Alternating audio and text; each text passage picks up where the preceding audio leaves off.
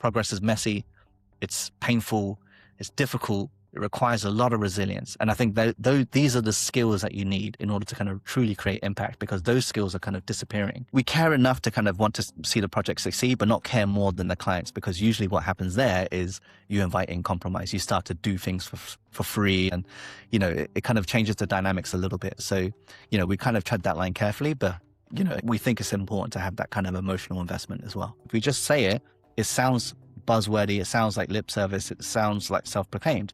So it has to be backed by this tangible proof that we do all these things and we say all these things because that's what we believe in. That's how we live, as opposed to thinking of it as kind of like a marketing tactic, which is unfortunately a common thing. Welcome to the Courageous Leadership Podcast.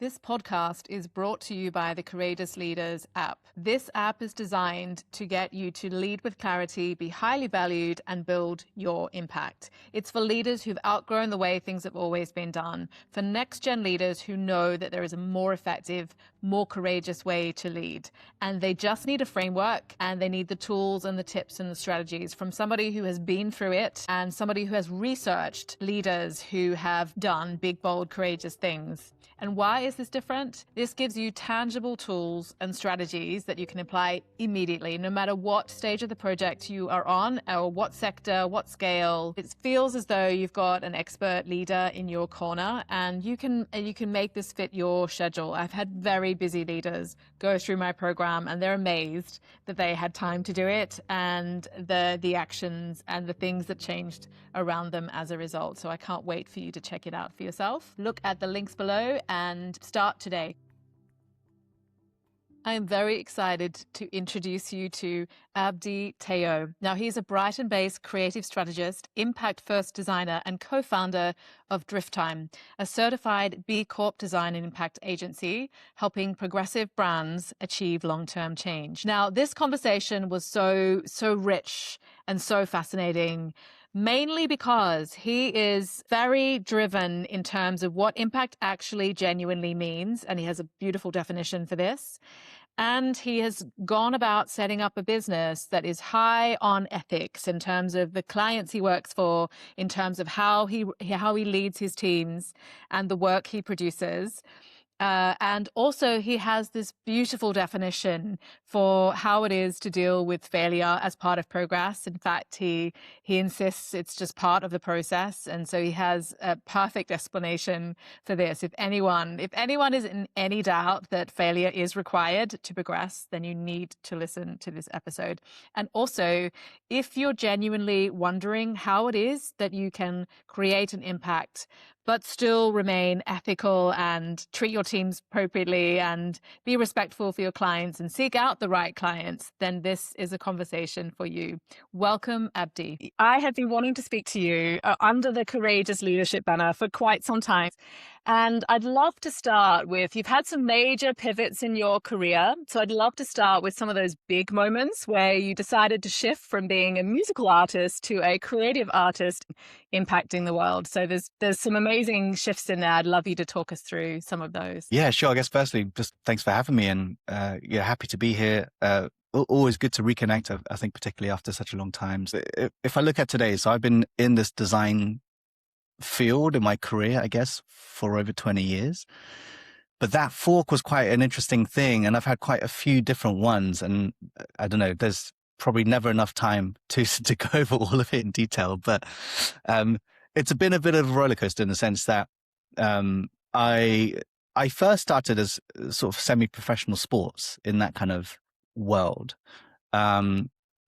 Very much in my youth. And then at some point, when I moved back into the country, I was in the US for a little bit, but when I moved back into the country, I sort of gave up the sport, which was basketball at the time, and then kind of went into what I seemed to do really well in, which was like art, fine arts, creativity, that kind of thing. Those are the subjects I really excelled in school. So I kind of went into that field, but with the understanding of knowing, like, fine arts is a hard career. It's equally as narrow to be successful in as professional sports, So I had a gut feeling that maybe I should transition to something like design, because it felt like more of a feasible way to kind of approach it. So anyway, taught myself design. At the same time, I was doing music. And after a few years, got to a position where I was being paid for design. I was kind of getting freelance gigs, things like that. A lot more opportunities with kind of small studios. But then my music was taking off as well. I had two different album launches in different places, one in Japan, one in the US.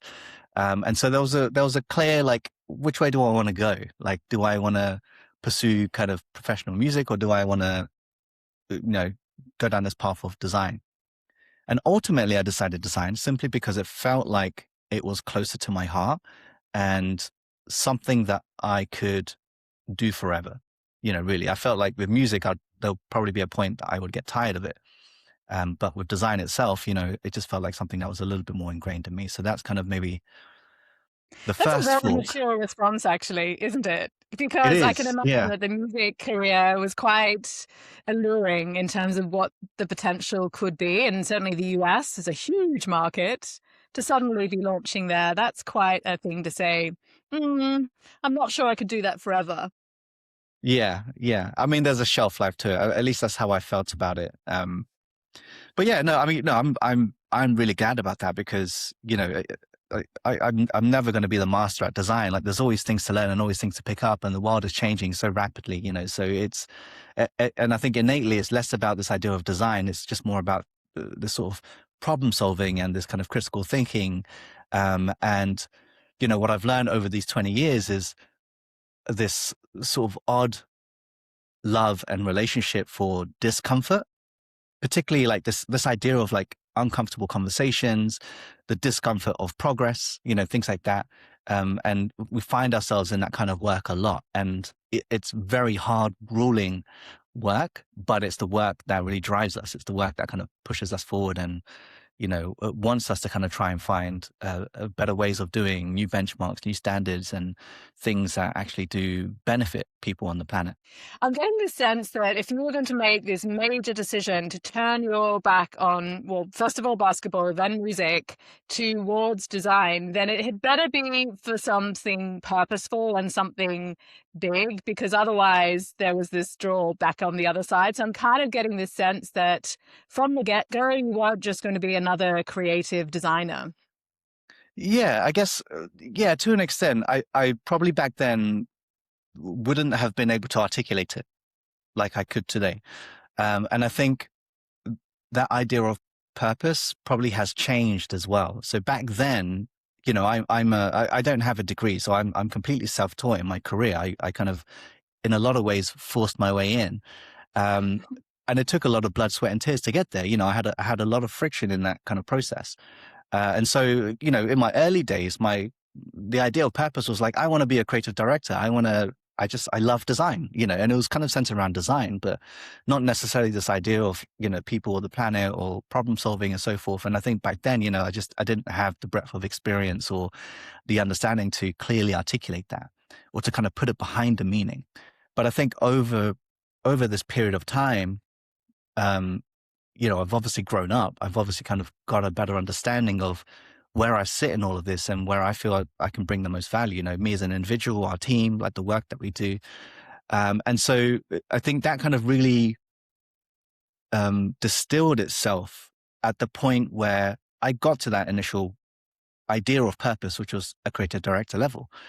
And that took many years to get there. But then when I got to that point, I was largely disappointed.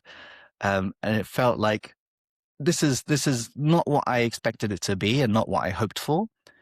Dream job for, I guess, many people. You work with really big clients, really big budgets. You have a really big team, multiple global offices, things like that. So I worked with like a really large marketing agency, but the work was just not fulfilling. And it wasn't really doing anything or solving anything. It wasn't, helping anyone.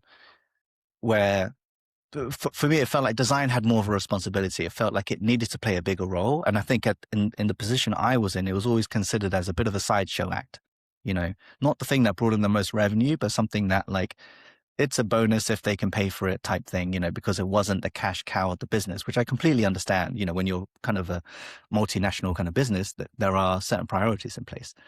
But to me, it just felt disappointing. So at that point, I hit a saturation point. My wife, who worked at a different agency, who started the business with me, she hit a similar saturation point working at a different agency.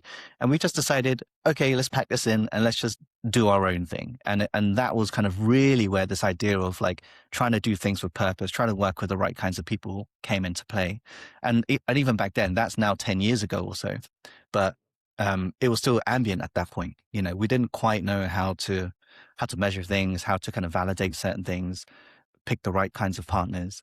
And so again, it took us another 10 years to kind of really grow up and mature as a business to kind of have more formal processes, more ideas and methodologies and frameworks in place and ways of doing so that, we have, better credibility and a track record of the type of work that we do and the type of impact it creates. I'd love to just backtrack a little bit there because you're self-taught and you're working your way up in a very big agency. How was that received in terms of by your colleagues, by your employer, by your clients? Was it the fact that you were self-taught, that you just asked more questions and were more curious about things and more brave, I suppose, to try something new because you weren't really aware of, well, these are the ways that things are normally done? Yeah. This is a question you'll probably have to ask them, but well, maybe I will. yeah. I mean, at least from my experience, it was a little bit difficult. The work itself was relatively easy, like in terms of the day-to-day type of stuff. Like it was second nature, at that point for me at least. But the thing I had a lot of friction with was those kind of new ideas and those kind of unconventional ways of doing, which didn't quite fit the model of a traditional agency. So, and again, completely understand the reasons why. And, I understand that at a certain point, like things need to operate in a certain way because the priorities are different. But it was hard. I think at that point for me, I was, still am an insatiable person. I kind of always think about what's next and like what can we do and how do we do this differently and I have very much, I think with my approach to design, it's very much like a scientist in a sense where there's a ton of experiments out there, and if you follow these experiments, you'll get the predicted results. But I'm trying to do things with serendipity and try to experiment in ways that sort of result in unexpected results, and that is where, from my opinion, where progress happens. It's that uncomfortable bit of kind of treading that line of failure and trying new things and exploring in a way that kind of leads to potentially, not always, but potentially things that can be better. And again, I appreciate better is such a value judgment. It's really subjective in terms of what that means. But, from our standpoint, it's like, how do we improve things like the benchmarks, the standards? Like, how do we do things that better serve communities or better serve the planet through the work that we do, and that's kind of really the thing that we like to navigate and kind of explore. So it does sound like you're certainly reacting to a lot of the exposure you had earlier in your career, that these are the things I don't want to be doing, therefore I can get some more clarity on the things I do want to be doing. But are there some examples of, coming up against like maybe some non-clarity with the client or changing minds with the client or just not a deep enough brief to grab hold of and run with? Like what were some of the big challenges for you? And there's been a few. I think we have less of them now. And I think simply because we have a bit more of a reputation, we've had enough time to start to build that. And, I still go with this assumption that no one knows who we are. So, it's the kind of currency that I'm constantly trying to build. But there's been a few, and I think for very different reasons. We've had clients U-turn on their commitments and somewhat, in terms of their intentions for a project and kind of, and again, not because they intentionally wanted to, but just because of things like bureaucracy, for example.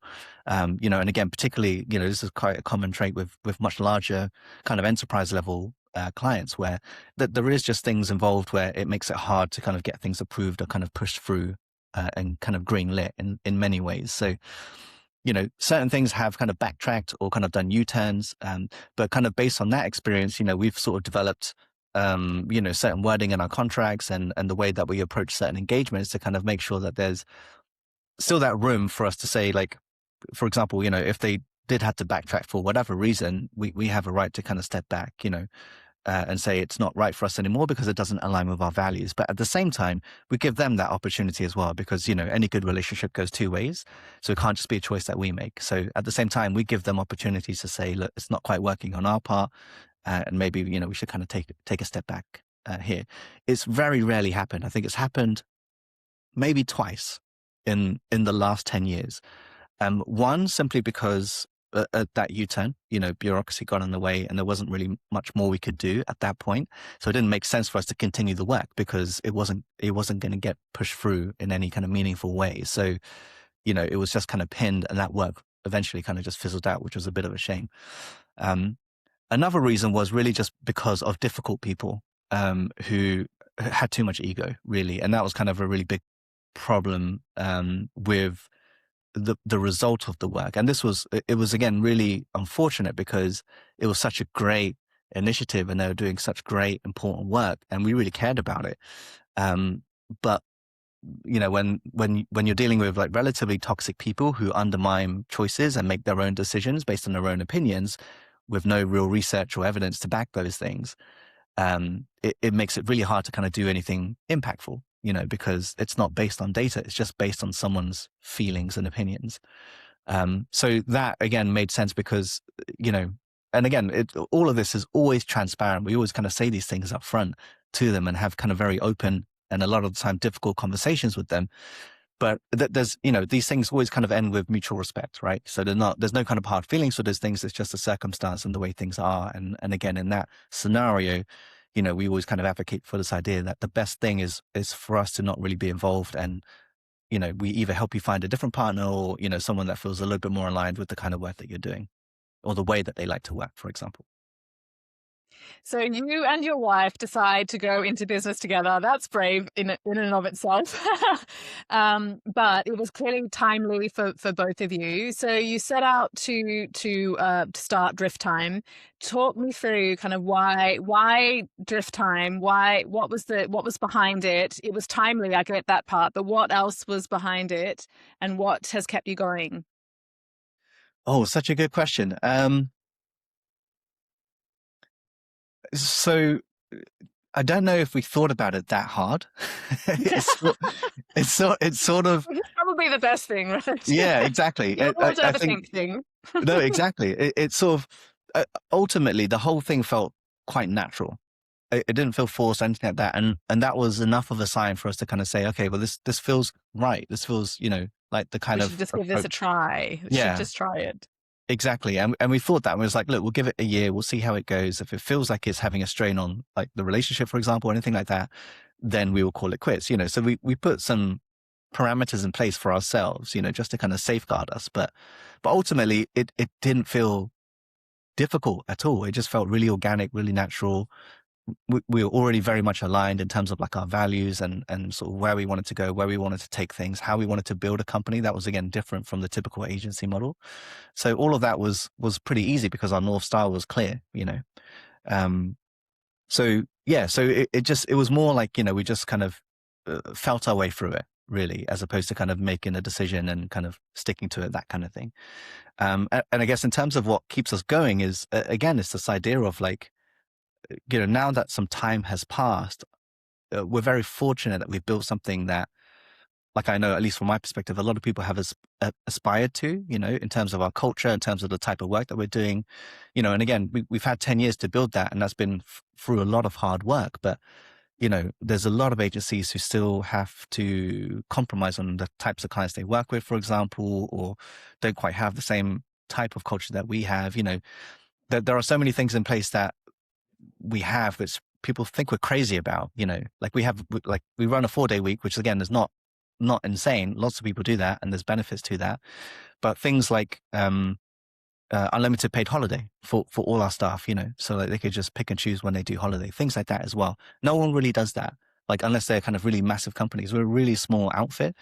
But we have a really high degree of trust with all of our team, and they're fully autonomous in that sense. So like, we know that they will respect the time and respect the work.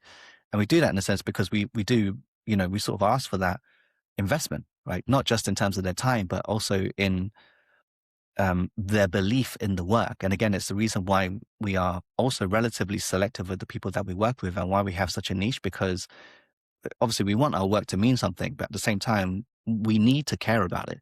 That's at least how I feel. Like if I don't care about something personally, I don't give it my all. I don't give it 100%.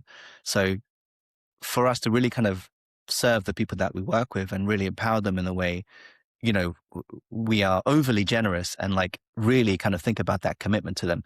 We care enough to kind of want to see the project succeed, but not care more than the clients, because usually what happens there is you invite in compromise. You start to do things for free and whatever. And, it kind of changes the dynamics a little bit. So, we kind of tread that line carefully, but, again, we think it's important to have that kind of emotional investment as well. So what does DriftTime stand for? What makes you different from other agencies out there? Oh man. Okay. So you put me under the spot here in terms of like, how do we I am. differentiate ourselves? This is like I put my marketing hat on for a second. Yeah.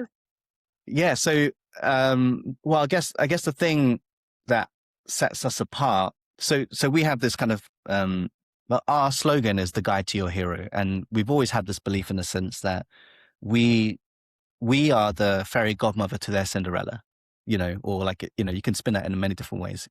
We are the Obi-Wan to their Skywalker, we are the Sam to their Frodo, whatever it is.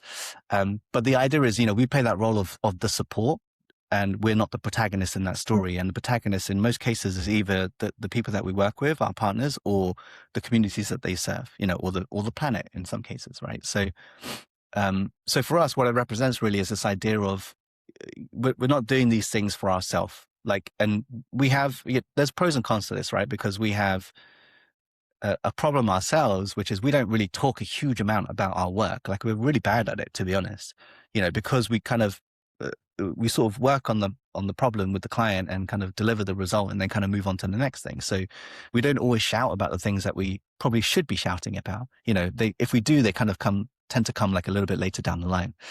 But it's that position, I think, and that's kind of really what sets us apart. Other than like our positioning, we have very much a policy adjacent focus.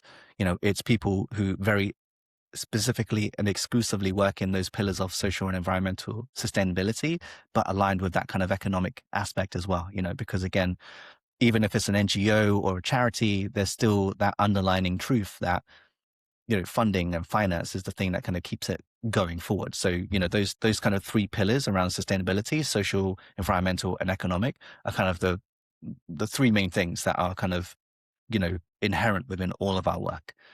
But again, that positioning. So, really like, how do we empower them? How do we think about the things that they need in order to kind of move forward? And all the other things, around, like how we approach storytelling, brand design, digital innovation and sustainability.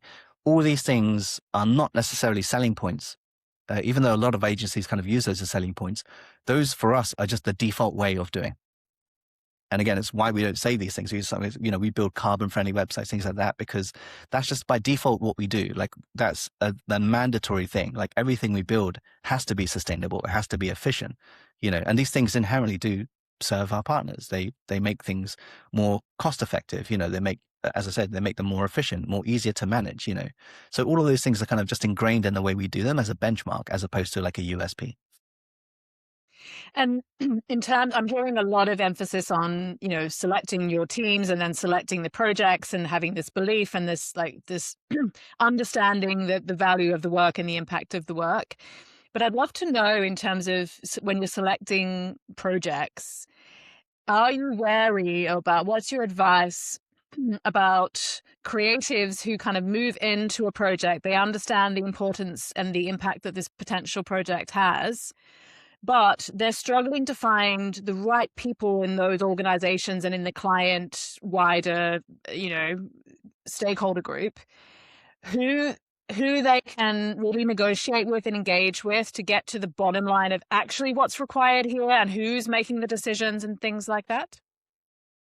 Yeah, what advice would I give? It's okay. So, so this is not always possible, I would say. Firstly, again, things like bureaucracy get in the way sometimes, depending on the size of the company, depending on the team.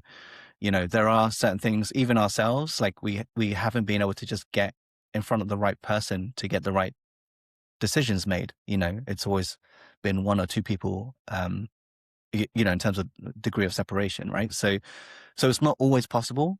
But I will say, like, where it is, like, the first thing is to always, if you can, position yourself as a partner, not as hands for hire. And this is kind of a key thing because, depending on the brief, depending on the project, what it is, sometimes people, clients, partners, they are looking for just someone to do the task, and in scenarios like that, you won't really have a huge amount of influence in order to speak to the right decision makers or so forth. So in some cases in that scenario, the relationship is more transactional, right? And that's understandable.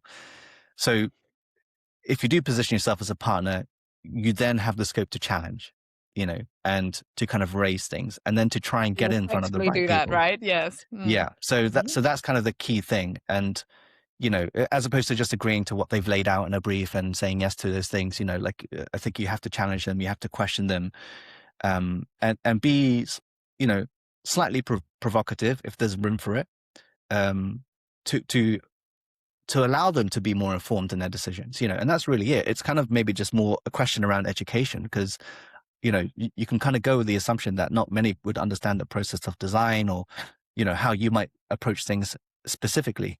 So the idea would be, how do you help educate them through that process, help them understand it, be transparent with it, bake them into that process so that they have a really good understanding of, what's coming up, what's next, the types of things that you want to challenge, the way you want to approach things, all of this helps build trust and allows you to kind of then start to build that relationship with that client or that team so that, again, you can start to ask harder questions and challenge things even further. So, and again, it's a collaborative approach.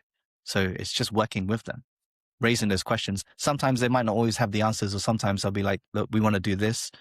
This is what feels right for us at the moment. And it might not be the thing that you agree with, but another really a good thing to kind of think about in this scenario is compromise.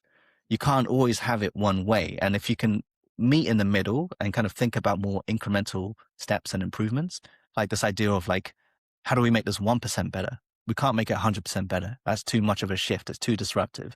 How do we make it 1% better today, 1% better tomorrow, 1% better the next day or next week or next month, whatever it might be. But that's the idea. That's the way you kind of, it's a collaborative approach. It's a partnership. You're working with them in a risk mitigated way to kind of get to a better future, whatever that better future is for them. Do you find that I know certainly as an architect, we have had challenges. I've had challenges where, the client won't necessarily know what they want until they see it. And or it might be the client knows, but it's the rest of the stakeholders that need to buy in and they don't know until they see it. And so there's this, the to and the fro, which is, the beautiful tension that exists. And that's where amazing outcomes come from, this tension that is ironed out at some point. I must admit, I sort of, my back goes up when I hear compromise, that we need to compromise on something, but I get what you're saying there. But what's your feeling on, how much you need to show in incremental steps in order to get to an outcome that, isn't shown in the first session with your client, but it's coming, 10 steps down the track? Yeah. So again, it's to be hypothetical about that. Like, let them know what it potentially might look like. And like you said there about the tension, that tension is really important because, again, that's where progress is born from a lot of the time. So, and again, progress is never linear. So if you can be hypothetical about where it might go in multiple ways, and it doesn't have to be fully fledged out, but, to a degree of maybe not accuracy, but a degree of confidence in terms of like, this is where I think it's going to go. Like, simply because of my track record, I've done it a million times before. I know how these things play out. But some other potential scenarios, right? Because progress, again, it's riddled with failure. And that has to be understood and that has to be approached confidently, but also with enough flexibility so that if failure happens, which it in most cases will, particularly if you're trying to create impact, you have to be able to navigate and adjust and course correct when those failures happen, learn from those things and bake those into the next iteration, whatever it might be. So again, I think it's a combination and a collaboration approach. It's sort of understanding this is the North Star. This is what we're trying to achieve with this project. And these are the multiple ways that we can approach it. Here are some things, like some risks that we need to be mindful of. And there are chances that we will get there, but we need to have the right mechanisms and the right environment in place so that if they do, it's not going to break things. It's going to help us be more informed in what the next step might be. So again, it's that kind of process of working through it. And given that you are working with clients who genuinely want impact and you've aligned them to your mission, so you know how to deliver impact and your clients want impact. So the willingness is there, but can you give us some examples of where, there's been initially some challenges, but then you've got things across the line and you're all really happy with the results, but just some of the twists and turns that just genuinely do happen. If you could use an example, that would be amazing. Sure. Yeah. So, I mean, I guess first to kind of just define impact. Impact is a very bloated, very meaningless term, right? It can mean so many different things. The common thread in what we do, impact is usually centered around this idea of credibility, trust, and building leverage, right? Leverage is perhaps the thing around the impact, right? So leverage can be, for example, an NGO we're working with, they want to raise 10 million in terms of funding. That's the leverage they're trying to build. That's their impact, a kind of achievable goal. Another one could be something else. If it's a bigger company, it could be centered around adoption rates or something like that, or kind of something that's a little bit more systemic. So to give you an example, where we've had friction and where those things have kind of led to kind of a sort of bigger degree of impact. So we had a project where it was a pretty dry project in the sense that it was all centered around helping the financial sector stay informed and on track with their 2030 commitments. Again, an industry that's really hard at staying committed to those things, right? And keeping on track. Simply because it's hard to find the information. So we worked with one of our clients who had very limited budget, very limited time to get something out there, with the idea of bringing it to COP and kind of highlighting people to it. Again, really low budget, not a huge amount of time, but the idea was to kind of build something that would give them that trust and that credibility, so that, this is something worth using as a tool and something that will help you be more informed and allow people to kind of, and when I say people, that financial sector, key players within those areas, be informed in their own decisions. And so very difficult thing to do, short time, very low resources. We did something that, again, was very MVP, but very practical and very functional in that sense. That then led to the adoption of it. People were wildly impressed at COP. It kind of expanded in terms of growth. There's now, I think, multiple regions. There's like US, the UK, Brazil, where these kind of key players are. And it's a really detailed database about, again, all the key players who have specific 2030 commitments, all tracked. There's like a traffic light system, where it's all tracked and it's all kind of kept in place. And that now is kind of a central hub for that entire sector, the financial sector, to use as a way to inform their own decisions. But it was a stepping stone. And that probably took maybe 2 years in total, like not of continuous work, but like MVP first, a big gap in between, building the traction, building the trust, building the credibility for it, and then building the resource for it. And then that kind of led to like the bigger chunk of work, which then now actually has the potential for ripple effects of impact. Like if we can help people be informed in their 2030 commitments and stay on track with those things, that's going to be a huge difference in terms of, the environment. And so does that represent an ideal situation in terms of there being an initial project, initial scope, and then some longevity with that client so that you can genuinely get the feedback on what you've produced and iterate over time to make it better and better? Yeah, simply because things change all the time as well. So it might not always pan out. But the idea is, rather than kind of give them something that feels like an interim or temporary solution that at some point needs to be redone, we think of things like Lego blocks, like, what is the foundation that's needed here so that they can build upon it rather than have to rethink it or redo it, and so it's that idea of a flexible environment rather than a rigid one, because if you do things with too many assumptions or kind of approach them in a way which is like, this is what it needs to be right now, change is going to happen, like whether we like it or not. And so we have to be ready for that. And how things change, like, that kind of gives us the kind of freedom to explore those things in a more kind of deeper way. So yeah, I can give you like a million other examples, but maybe that's I'd just love one to that, just hear maybe some of your favorite examples, but I also I loved the work you were doing for Art Not Evidence. Now, this was yeah. clearly a campaign. I don't know if you can talk about that because that's a very powerful campaign that you were involved with. Yeah, absolutely. Yeah. So art not evidence, that's a really interesting one because we ended up doing that project pro bono. And it came through one of our team members, Elsa, whose dad is a defense lawyer, who helps a lot of these people who are kind of affected by this. So just for your listeners and context, Art Not Evidence is a movement centered around removing acts of creative expression out of court, particularly things like music videos or rap music videos where young black men are just in the background with their friends having a good time, which where that kind of act of creative expression is now being used as evidence to put them in jail, but using narratives of things like, oh, you're part of a gang and whatever it might be, and you're kind of somewhat connected to this alleged crime somewhere else, which in most cases they have nothing to do with. And it's a growing issue in the US. It has been for a long time. It seems to be growing in the UK. So, the idea of this movement is to really kind of say, like, this is not evidence, this is creative expression. But they came to us simply through our connection with our team. And they had, I think, and this is quite rare, but they had like 2,000 budget. And this is like, that's like nowhere near our minimums as an agency. But for us, it was like, look, we can't really do much with that. So, and they, at that point, they didn't really establish, they didn't have anything, right? So they were brand new at that point.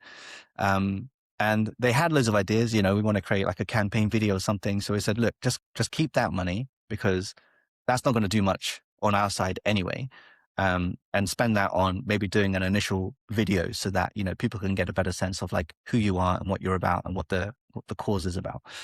So we ended up doing it pro bono, but the idea and the clear goal with this was to really kind of build traction for them. So again, that idea of trust, credibility, and leverage. For us, it was a case of doing their brand, doing their website. Again, these things were done really rapidly. So the brand was done maybe in 2 weeks.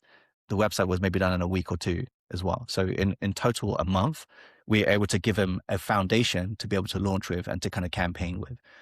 From that, initial launch, they were able to build a huge amount of traction in the press. So they ended up getting featured in places like Channel 4 News, The Guardian, music publications like Dazed or Rolling Stone, a whole bunch of others. And off the back of that, subsequently, they ended up getting a huge amount of support from the music industry. So lots of really prolific rap artists, for example, as well as figureheads in that justice system, MPs, people who are on that kind of systemic level who are a lot of the time involved with these things. And the challenge with that project really was this idea of bringing two very polarized communities together to kind of work on a unified challenge and a problem. Very different lived experiences. People in those marginalized communities don't really have a huge understanding of people who are figureheads in that kind of justice system and vice versa. So how do we bring them together? And that was kind of really the sort of goal for this. So, but off the back of that, again, pro bono work and really just kind of this idea of us being the fairy godmother to their Cinderella, how do we empower them to kind of achieve the things that they want to achieve? And they since then have been making some amazing strides, in terms of just within the House of Commons and kind of really pushing this new policy.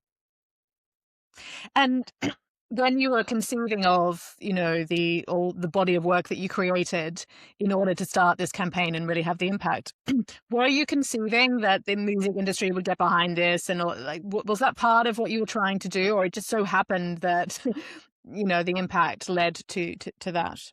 It was a goal, yeah, absolutely. The goal was to build traction. So it was thinking about, okay, well, how do we do this in a way that kind of builds interest in the press, with certain individuals and people of influence, things like that. So yeah, it was very much the goal, and kind of played out, as we kind of intended, which is great. And so, clearly there's visuals in there, and there's the wording, it's the language, it's the tone, And it's just understanding how to get traction. I think I'd love to just unpick that a little bit in terms of how you go about, because I think even all parts of the creative industry do at times struggle with how to communicate their ideas.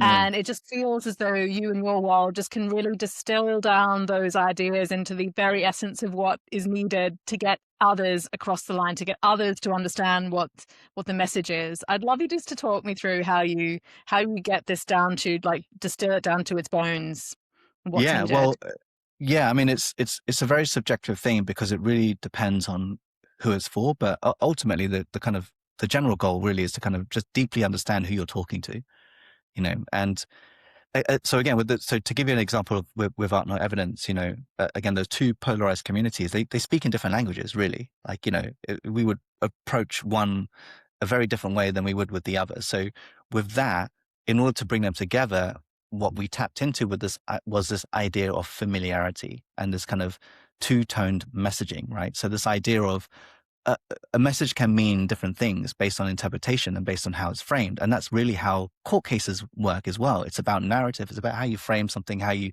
portray the message, and it can sound negative or it can sound positive. It really depends on who's telling the story. So we started with this idea of like messages that have double meanings, and then using things, the type of language that maybe those marginalized communities would use because it's something they're familiar with, but then this concept of redaction, which figureheads would be used to, and then this kind of connecting thing about narrative, how do each kind of think about narrative and approach narrative in a way? One is through lyrics and through music. One is through perhaps within the courtroom, like how those stories are told and how they kind of drive certain outcomes by telling those stories.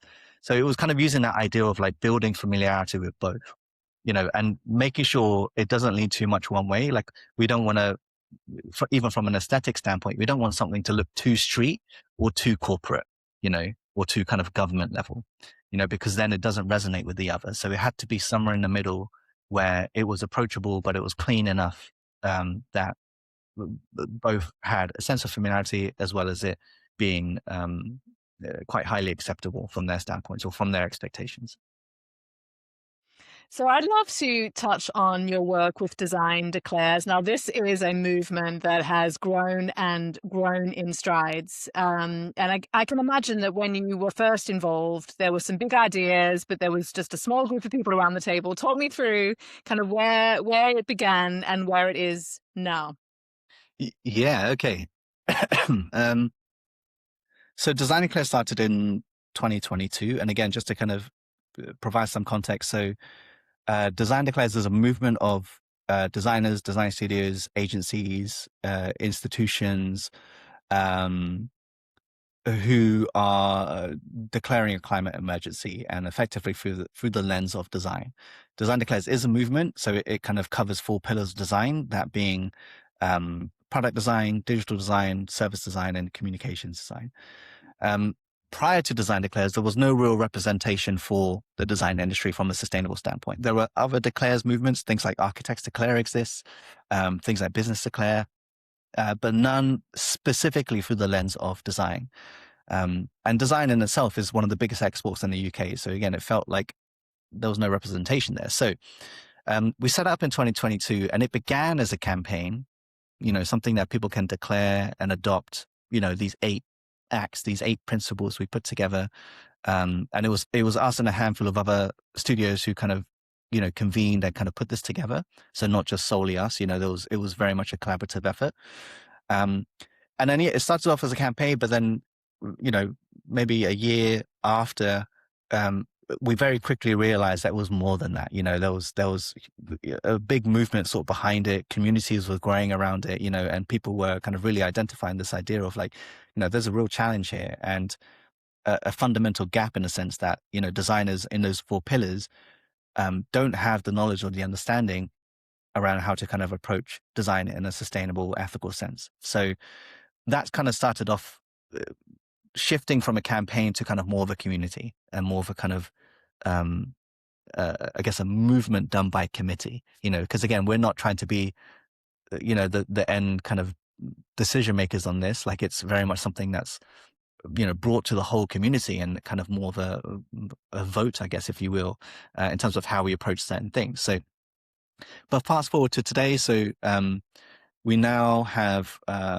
like over 1,000 signatories globally across 50 different countries. We have multiple chapters, so obviously one in the UK, one in Ireland, one in Brazil, one in Australia, all representing the design industry in those areas. We have conversations with other countries around that. So it's growing. We've been running sessions and events to help people understand how to approach sustainable design. We've done sessions at World Design Congress, other events, things like that. And yeah, it seems to be kind of a growing entity. Alongside those 8 acts, we also kind of put together a really comprehensive toolkit around kind of insights, tools, and processes, ways that we would approach it from each of those pillars. Like what does sustainability and digital design look like? What does it look like in product design? Because those things are inherently different as well. Supply chains, for example, digital has less of a supply chain, whereas, physical products have that supply chain, right? So very nuanced, very different. But again, with this idea of like signposting and guiding the community so that they can be better informed in their own decisions. And one of the biggest things we find at the moment is, this idea of people struggling to have those conversations with their clients, and a lot about what we talked about just previously about, it's okay to have difficult conversations. It's okay to challenge people. It's okay to kind of bring up the brief and say, look, what if we approached it differently? What if we did this or what if we did that, more centered around people and the planet. And that's something that people struggle to navigate, so I think it's one of our goals at the moment is to kind of just create a little bit more transparency around that and ways that people can approach that. And how have you found that moving from talk to action? Yeah, that's an interesting one. It's slow. I think a lot of people, and again, this is probably like also we haven't got everything down perfectly. There's a lot we're still trying to figure out. And like even now we're trying to figure out ways that we can drive more clarity in that action within the community so that there is a lot more confidence behind it, because there's so many ways to approach it. And I think a lot of people, there's a whole handful of people that kind of take this on board and kind of really champion it, for example. Some people who get stuck in the middle somewhere, and that's kind of our job to kind of help them work through it and kind of understand it more deeply so that, it's getting the reps in, right? Because no one's ever going to be perfect at it, like off the bat. Like it just takes a bit of work. It takes a bit of time to kind of be terrible at something for a period of time before you kind of get good at it, right? So again, it's that kind of process. But I think the biggest frustration, maybe, at least from my perspective, is not having bigger agencies sign up and kind of declare and kind of be involved in it, And again, it's things like bureaucracy that get in the way, or, not wanting to say a certain thing, there's kind of politics involved. And that I think is the biggest frustration, because from my standpoint, there's a real opportunity to lead by example here and to truly be a leader, not just, the biggest agency out there in that sense. So I think it would be great to see more. We do have we've got a lot of agencies, from small to kind of medium size, but, and probably a handful of big ones too, actually. But yeah, it would be good to see more. And I think that's also been a struggle getting them in the room, because we tend to do kind of in-person events. And getting them in the room has been quite difficult as well. Like sort of promising, yeah, we'll be there, but then they don't turn up. And, it's sort of to a younger generation of designers who care deeply about this topic, this idea of sustainable design. It just feels like a bit of a disservice, like, again, this idea of leading by example, like you just not showing up, or even just kind of declaring or just being involved in a movement, even passively, sends a message, even though you might think it sends no message, it still sends a message. So those things I think are things that we're working on as well, in terms of like, how do we get the right people in the room, as well as not just the agencies, but commissioners too, again, just to kind of go back to that sticky problem that a lot of people have. It's how do we bring clients in the room so that they can just be really clear and transparent about their expectations, reasons why they might decide one thing over another, So it's just having those conversations, having that dialogue, making it really transparent, and kind of bringing the right people into the conversation so that it feels like more of a collaborative way forward as opposed to, just different ways of doing in silos. Because I guess it's this classic case where small to medium companies want to do the right thing, but they're always competing with the big companies who can monopolize and kind of dictate the terms and avoid the scrutiny, which is kind of perverse in Yeah. many ways, but avoid the need to sign up. We don't need to declare because we've got our clients, we've built our trust, we've built our Yeah. leverage. We don't need anything else.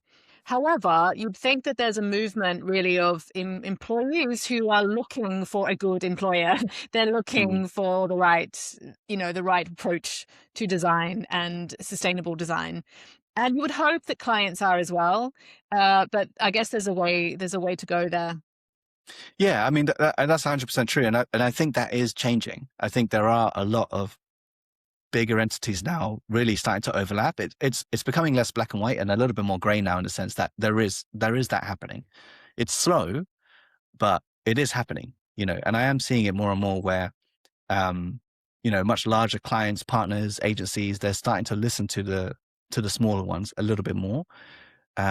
Certain things like AI, for example, create level playing fields as well, so like before, what a large agency in terms of capacity could have done compared to a small agency would have been quite stark and different.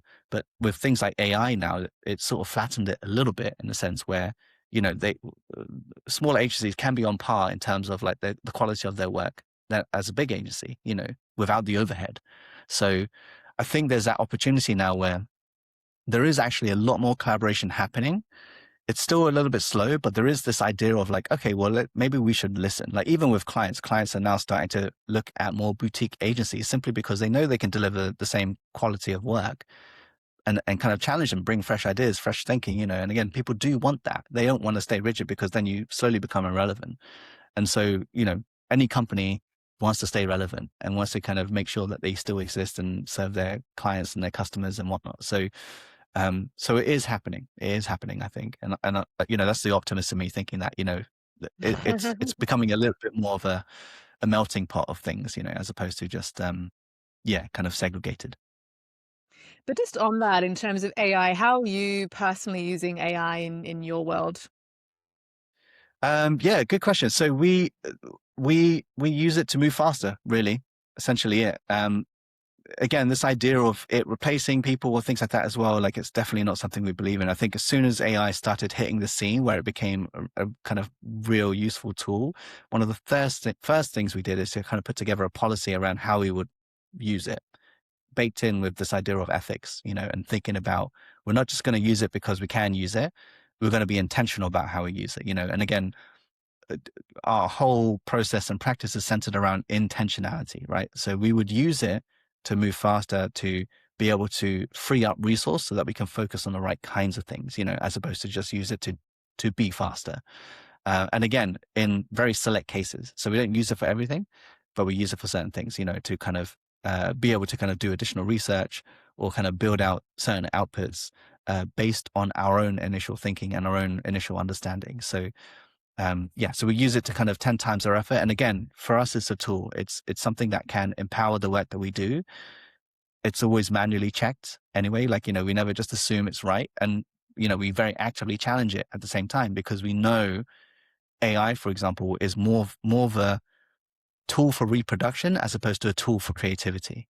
What it's trained on previous behaviors and previous historical understanding and evidence, but it's not very good at being creative. It can't see what's coming next. And so, we understand that.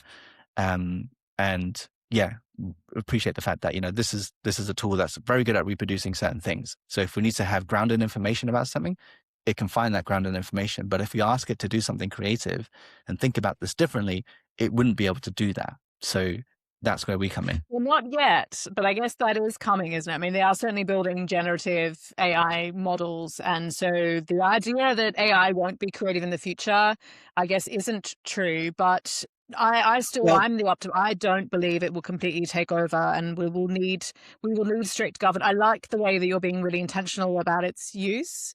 And I mean, I think I can hear that you're intentional about everything in your business, which I think is amazing.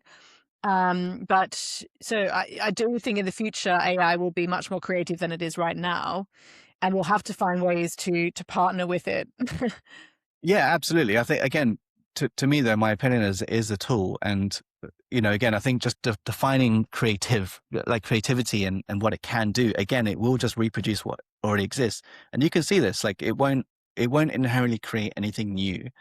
And there's a huge amount of bias attached to it as well. Like, we did a recent talk with Design Declares, not ourselves, like our developer had spoken, I hosted the evening, but we had a great guy, Thorsten Jonas, or Jonas, who came from Hamburg and talked about AI. And this idea, he kind of, two things that kind of stood out to me.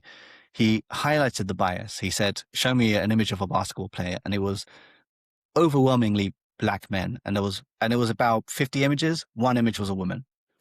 And then he said the same thing, show me an image of a depressed person. Same thing, like overwhelmingly women shown in that image and maybe one guy. So there's a huge amount of bias in that. And then he kind of took that further in a sense and said, create an Italian video game. And then it gave you 4 options, and the 4 options were the same thing. It was basically Super Mario. So it's not inherently creative. It just reproduces in terms of what is the most popular result or outcome in relation to that particular query. So I still think it will never be able to know what comes next, because those things are shaped by culture, and taste and craft and curation.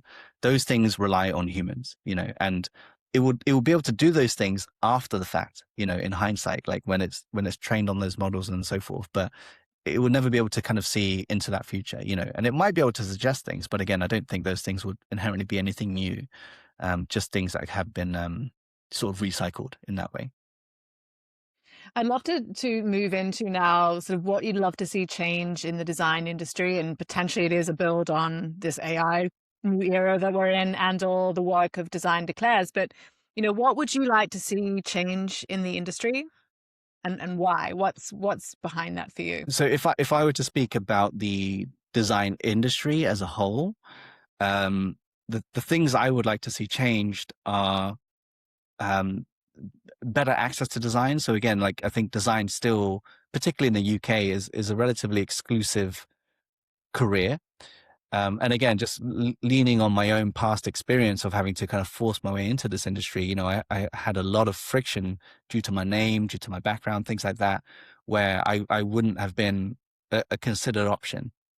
And I know this, that there's a huge amount of people that don't have access to design education, which would lose out on those opportunities. So I think better access, better education around these things. And again, this is already happening, right? Again, it's just slow, but it is happening with, really great people like the Design Council who we know who kind of back Design Declares and we have good relationships with, or Design Skills for Planet, Blueprint, things like that. They are already thinking about educating people around sustainable design and so forth, So there's aspects of this already happening, but better access to design, I would say, is and design education is one thing. Another thing within the industry would be awards bodies. We generally don't tend to submit for awards simply because it's more of a business as opposed to, at least what we feel, is a kind of true representation of creativity or sustainability. And usually, if we were to submit anything, we wouldn't submit it for the sake of it being creative. We would submit things for how sustainable they are or how considered they are in terms of like, communities, people, or the planet, that kind of thing. And awards bodies don't quite have enough categories around that.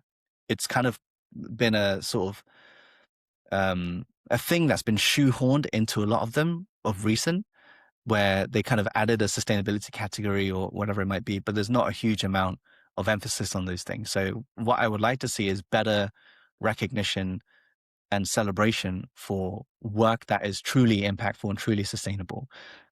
Like I have a gripe with our industry in a sense where there's a lot of kind of fake impact metrics out there, where people will work on a project and a case study and then they'll highlight this impact. They got a seed round of however many million or whatever it might be.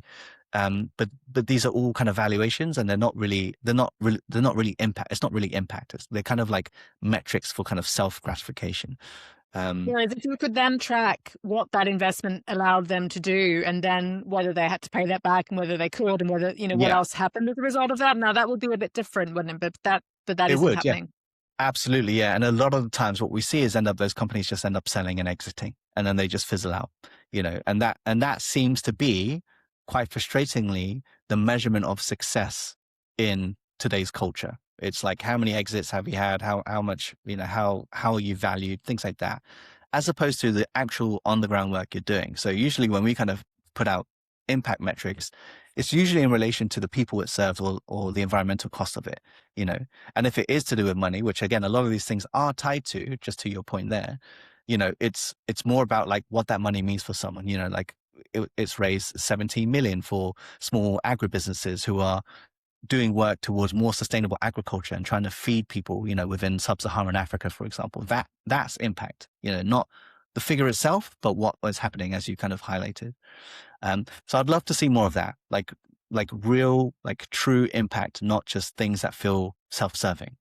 In terms of outside of the industry, I think more funding for sustainability initiatives. I know, again, this is something that we felt as soon as Trump got in. For example, it had a ripple effect of the people that we work with, and how funding is distributed, things like that. It's very scarce at the moment, and a lot of people are, trying to get what they can. And I know these things are swings and roundabouts. They come full circle again. But yeah, it feels really counterintuitive for the level of backtracking that's happened, in terms of like sustainability initiatives. So seeing more of that, and I think more people brave enough to kind of stand up about that and talk about that, as opposed to, the green hushing wave that we've seen of people just being quiet about what they're doing. Like DEI is a good example of that. Seeing people that are brave enough to talk about it and shout about it would be good. Yeah, so seeing people that are brave enough, and also then having some greater visibility for the genuine impact metrics that you're talking about, I think that would be a game changer, wouldn't it? Absolutely. Yeah, and these things, like, they all mean the same thing. It all means better businesses. It all means better efficiency. It all means saving costs, generating better revenues, building better adoption, more advocacy, loyalty. These things, it builds all the same stuff, all the same metrics that they would look for in terms of running a really good business. So again, that's why I kind of say it feels very counterintuitive to say the opposite, because of a potential backlash, And I'd just love you to, because I think that the best way of articulating this seems to be through the B Corp certification process. Now you are you're through that, aren't you? You've come out the other Yes. side, or are you still in the yes? No, we've been a B Corp since 2021, so we're 4 years in now. Yeah. And has that really helped, really, for you as a business to clarify what it is that you stand for and the impact that you want to have? And I think the fact that you can be so clear about what impact is, I'm not sure whether it's a B Corp certification process, but you are very clear on it. And I don't feel as though many people are that I've spoken to, certainly. Yeah, so I mean, probably not solely down to the B Corp accreditation, probably a few other things as well. And again, probably more that process of just like really growing up over the last 10 years and trying to define it ourselves in a way that makes sense. But yeah, but B Corp, like, 100% has helped, because for us, we think it's really important to have that kind of external validation. Otherwise, everything just sounds really self-proclaimed, and again, before that, we were sort of doing it, and we were doing it really well in some cases, but maybe not so well in other cases. And sort of going through the assessment and gaining the accreditation was a really good process for us to kind of hold that mirror up and kind of show those things, show all the things you're doing really great and things that we can celebrate, but also things that we might not have considered and things that we need to think about, to kind of really like build a foundational business that is driven for good, in that sense. So it really helped us with that, and a few other things as well, just being 1% for Planet members, for example, other things that we do, even setting up things like design declares. These are all things that we use as mechanisms to show rather than say, and that's something that we really believe in. Again, also pros and cons to this. Like, we realize, like, if we don't say things, people don't really find us. So there is a balance there. But the idea of, like, we need to be able to show what we're doing, and it needs to be clear, like, from the onset, rather than try and say it. Because if we just say it, it sounds buzzwordy, it sounds like lip service, it sounds like self-proclaimed. So it has to be backed by this tangible proof that we do all these things and we say all these things because that's what we believe in. That's how we live, as opposed to thinking of it as kind of like a marketing tactic, which is unfortunately a kind of common thing. Although it sounds like it was quite a difficult process to go through. So, it sounds like you then have, obviously businesses that go through it are then fully committed. But I'd love to know in terms of, going through that process and now having been out the other side 4 years, what is it that clients resonate the most with what you stand for and the fact that you're a B Corp? Can I ask?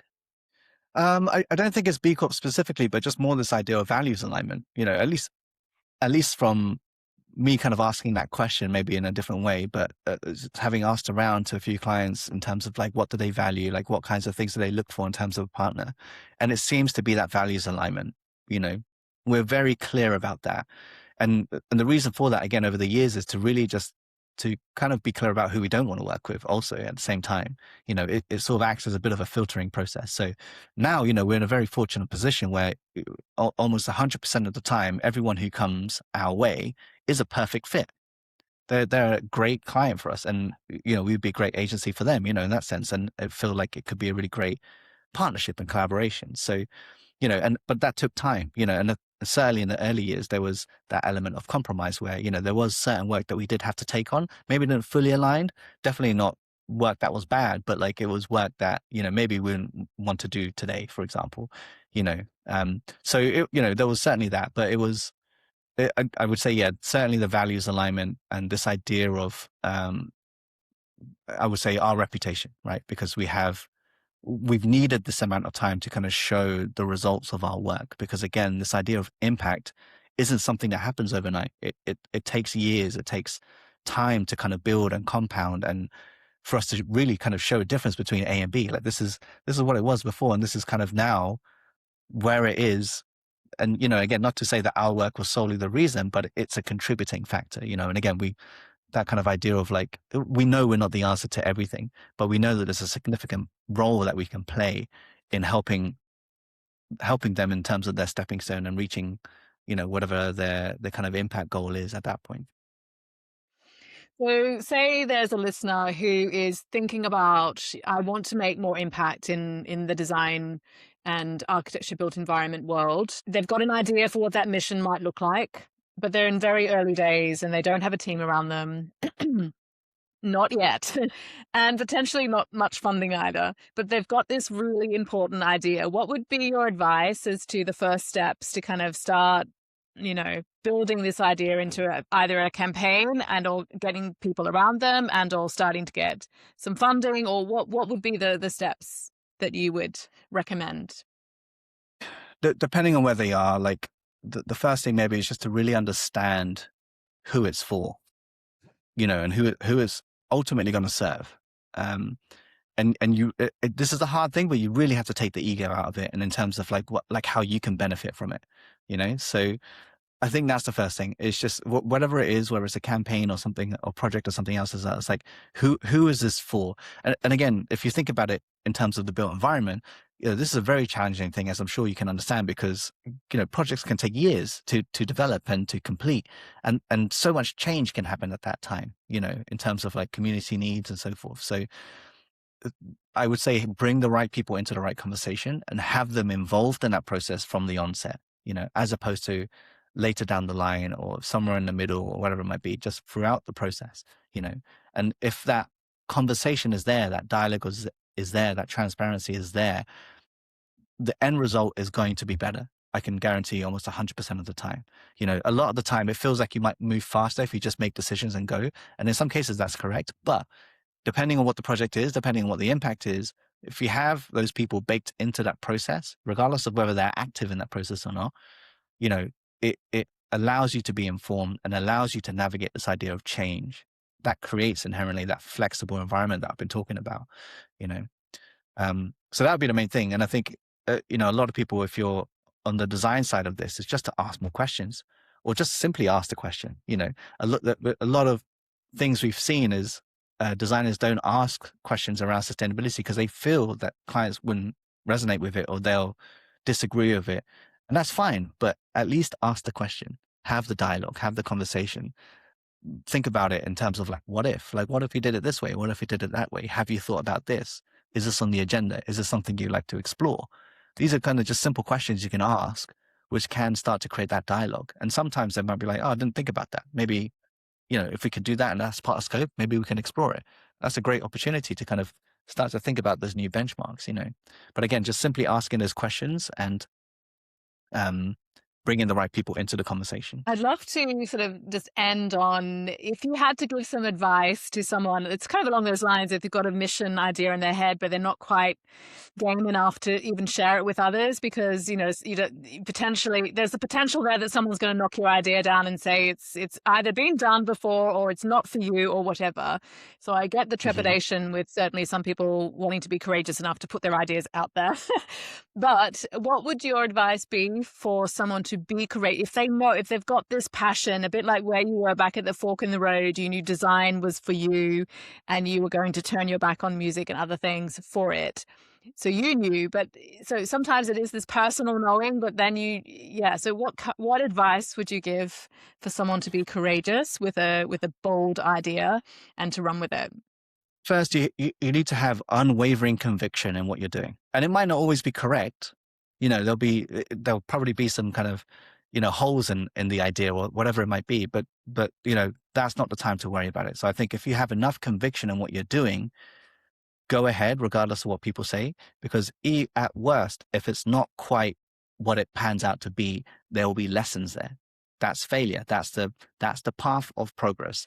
And the second thing is, it's easier now than it ever has been to build and launch things. It's so easy. Like really, there's so many tools out there now. If you have an idea, you can build those things and execute those things with an insane degree of ease, particularly with things like AI. So there's really no reason or no excuse why you can't start this thing. And again, at worst case, learn from it just as a process, as an experience. Again, it doesn't have to be perfect. It doesn't have to solve the solution or be exactly as you expected it to be, but it can be something that informs the next. And again, progress is messy, it's painful, it's difficult. It requires a lot of resilience. And I think these are the skills that you need in order to kind of truly create impact, because those skills are kind of disappearing, particularly with things like AI. And again, why you should always use these tools with a pinch of salt. AI will very confidently tell you an answer, even though it's not correct. And it's how behaviors are changing. Everything's on demand and the answer's always there. And there's no opportunity to critically think or to challenge something in a way based on how you feel and how you would like to approach it. And there's this really good analogy around AI, which is about like ships. So it's like, it's an amazing tool. You get a ship, you get a ship, you get a ship, you get a ship. We can all set sail. We can all be out sea and it's all going to be amazing, and we all have this insane capability. But then when a storm hits, no one knows how to swim. So we're screwed. So the idea is, I will happily accept the ship, but I'm also going to learn how to swim. And in this context, swimming is this idea of having those difficult conversations, learning things through friction, experimenting and failing and picking yourself back up and figuring out how that informs the next, So all these things that just, building resilience, all these things help build those traits and lead towards things that are better outcomes, I would say. What an amazing way to end. Honestly, this has been a fantastic conversation. Thank you so much. I knew that there's so much that you could say. We could talk probably for another 2 hours, but I won't force you to do that. But I'd love to, just continue to follow your journey with DriftTime and the campaigns that you're running. And I'm sure we'll run into each other again in the future. But just keep doing the work you're doing. Just incredible. And keep fighting for those companies that are trying to do the right thing and be a force for good. We need more businesses like you that are willing to do it. So thank you. Yeah, no, thank you. And hugely appreciate being here and for you having me. It's a great conversation.